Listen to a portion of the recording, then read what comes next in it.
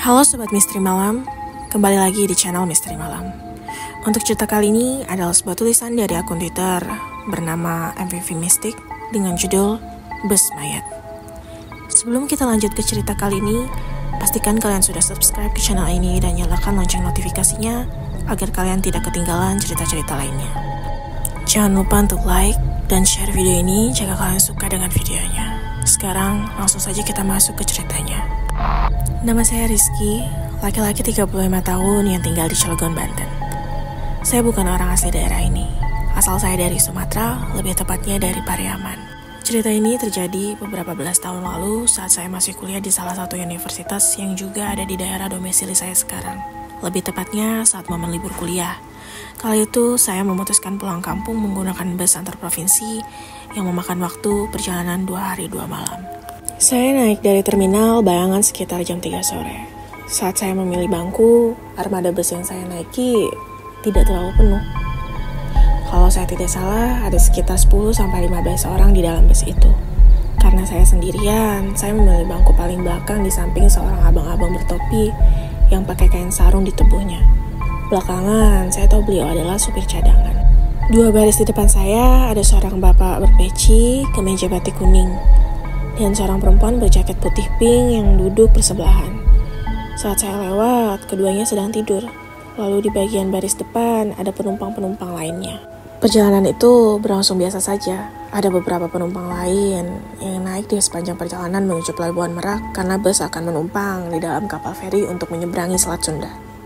Ketika bus sudah masuk lambung kapal untuk penyeberangan, saya turun dari bus dan naik ke atas untuk cari angin sambil melihat pemandangan. Karena saya tidak menenteng bawaan dan lain-lain, saya termasuk yang awal-awal keluar bus dan segera naik ke atas. Saat saya keluar, penumpang-penumpang lain masih bersiap-siap dan mengumasi barang-barang, agar tidak ketinggalan di dalam bus. Setelah menyeberang dan berlabuh di Pelabuhan Bakauheni, Lampung, tanpa tunggu lama, saya langsung turun dan masuk kembali ke dalam bus.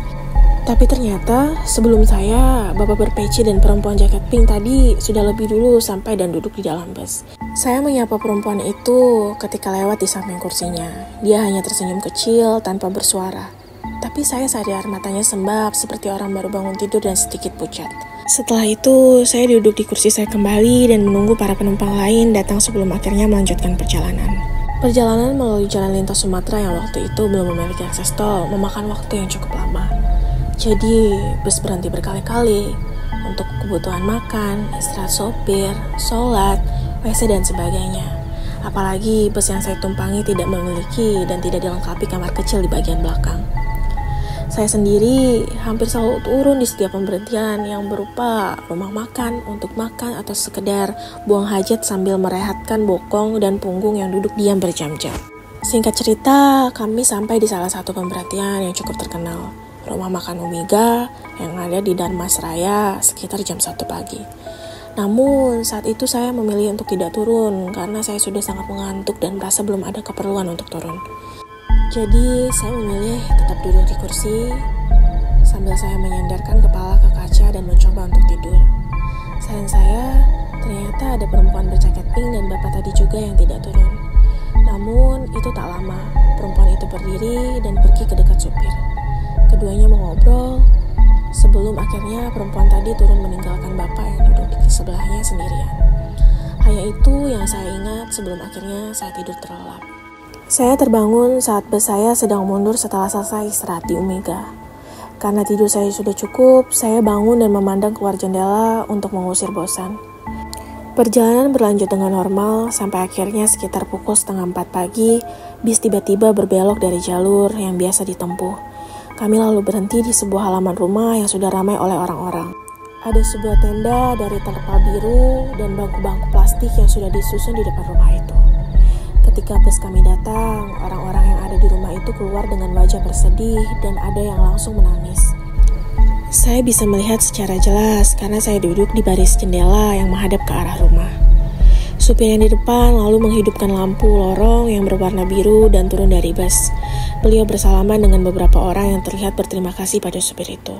Di belakang, ada si X yang akan bantu, kata beliau. Lalu, tak lama pintu belakang terbuka dan beberapa orang naik sambil menangis. Saat itu juga supir cadangan yang duduk di samping saya segera menyuruh perempuan berjaket pink tadi untuk bangun. Perempuan itu menangis sejadi-jadinya dan memeluk bapak yang ada di sampingnya sebelum akhirnya melepas pelukannya dan lanjut berpelukan dengan ibu-ibu yang menunggunya di bawah sambil tetap terisak. Lalu yang terjadi selanjutnya benar-benar tidak pernah terlintas dalam pikiran saya. Para pria yang naik tadi mulai mengatur rencana bagaimana mengangkat bapak yang duduk di sebelah perempuan tadi. Mereka membawa sebuah kain panjang bercorak batik dan membungkus tubuh bapak itu. Dan saat orang-orang mengangkatnya, barulah terlihat kalau tubuh bapak itu dalam kondisi kaku. Saya kaget dan langsung ngeri. Namun, saya tidak ingin memperlihatkannya di hadapan orang-orang yang ada di sana, karena saya khawatir membuat orang-orang tersinggung. Setelahnya, bapak itu dibawa ke dalam rumah dan bus kembali berjalan. Setelah beberapa menit, supir di depan baru berseru dengan suara cukup kencang dari balik kemudi agar didengar oleh para penumpang. Maaf ya bapak-bapak, ibu-ibu, yang tadi itu masih saudara saya dan keluarganya minta tolong diantarkan. Maaf kalau ada yang kaget kelihatnya tadi. Para penumpang lain nampak mengekspresikan kecemasannya dan memprotes apa yang mereka lihat barusan. Namun, saya yang duduk paling dekat dengan kedua orang tadi benar-benar kehabisan kata-kata. Di sisa perjalanan, akhirnya supir cadangan yang duduk di sebelah saya berbagi cerita dengan saya. Dia membuka obrolan dengan kata maaf karena pasti sudah membuat saya terkejut dan tidak memberitahukan sejak awal bahwa bapak tadi sudah meninggal. Supir cadangan itu bercerita bapak tadi sebenarnya sudah meninggal sebelum naik ke bus. Jadi bukan meninggal di bus.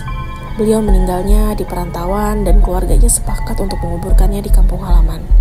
Karena tidak ada biaya, mereka menggunakan jasa bus antar provinsi untuk pengantarannya. Mereka juga sengaja mengatur posisi duduk jenazah agar seolah-olah masih hidup dan hanya tertidur. Supir itu juga bilang kalau sejak awal dia dan supir yang saat itu sedang menyetir sudah tahu akan hal itu. Agar tidak mengganggu penumpang lain, mereka memilih untuk tidak mengabari dan membiarkan orang-orang baru mengetahuinya setelah jenazah turun. Meskipun tidak ada penampakan atau hal aneh lainnya, namun tetap saja saya masih syok hingga sampai di rumah. Bahkan trauma ini masih saya bawa hingga kembali ke rantau. Saya menjadi sensitif ketika melihat ada penumpang yang diam dan tidak bangun-bangun. Saya khawatir bus yang saya naiki juga membawa jenazah, sama seperti saat saya berangkat. Sekian cerita horor kali ini. Tulis tanggapan kalian di kolom komentar.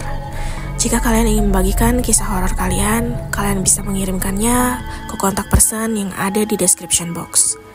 Sampai jumpa di video selanjutnya. Terima kasih.